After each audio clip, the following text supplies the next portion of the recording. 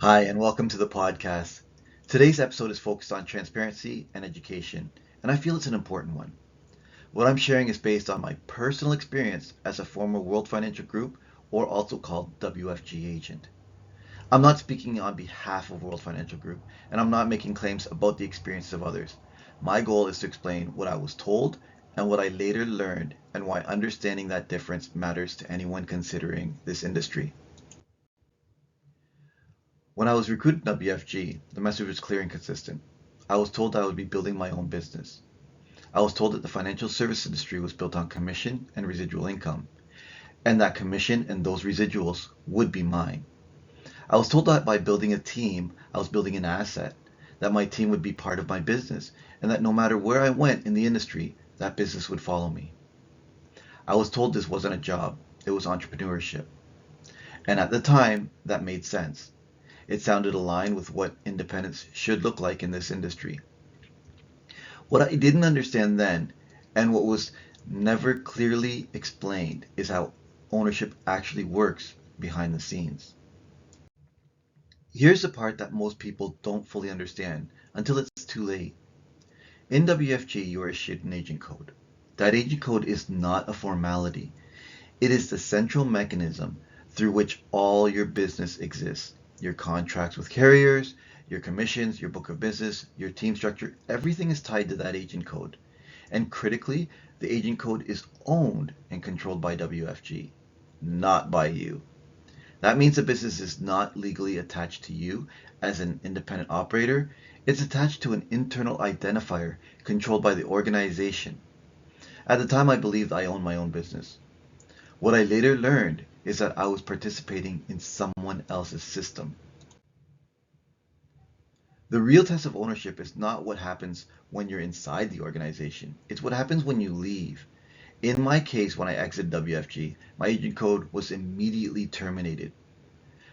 That termination meant immediate disconnect from insurance carriers, loss of access to provider portals, loss of access to client policy information, loss of access to my own production history.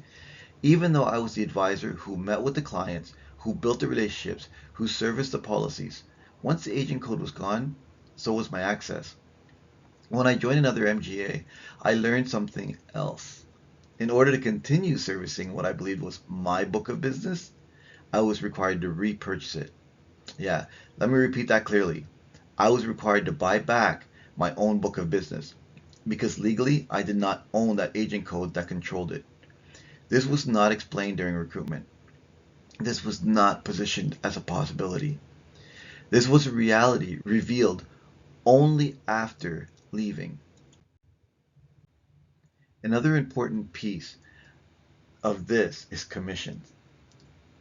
In a true independent model, commissions follow the advisor. In this structure, commissions flow through the agent code. When the agent code is terminated, commission continuity becomes uncertain. In my experience, commissions earned were not automatically transferred.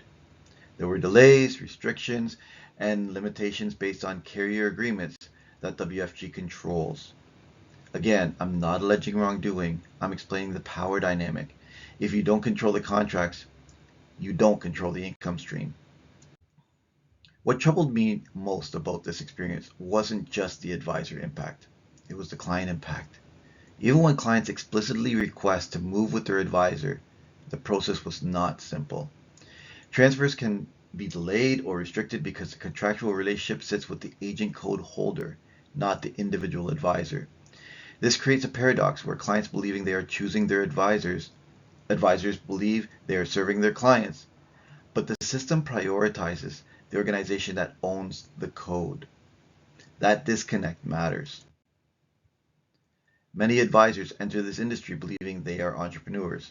And to be clear, there's nothing inherently wrong with working in a captive or semi-captive model if you understand it and choose it knowingly. The problem is misrepresentation. Residual income is only residual if you retain control of the asset generating it. A team is only your team if it is portable. A business is only your business if you can leave with it intact. These are not emotional statements. These are structural realities. I'm sharing this from a place of experience and clarity. I've learned how this industry actually works, behind the marketing, behind the recruitment meetings, behind the motivational language. My goal is simple. If you're choosing WFG or any similar model, ask very direct questions.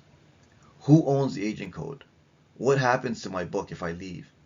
Do commissions follow me or the organization? Can my clients move freely with me? Transparency empowers people to make informed decisions. If this episode helps even one advisor understand the difference between participation and ownership, then it's done its job. Thank you for listening. If this got you thinking, let's connect. My contact information is in the QR code on your screen. Even if it's just a second opinion, your future self will thank you.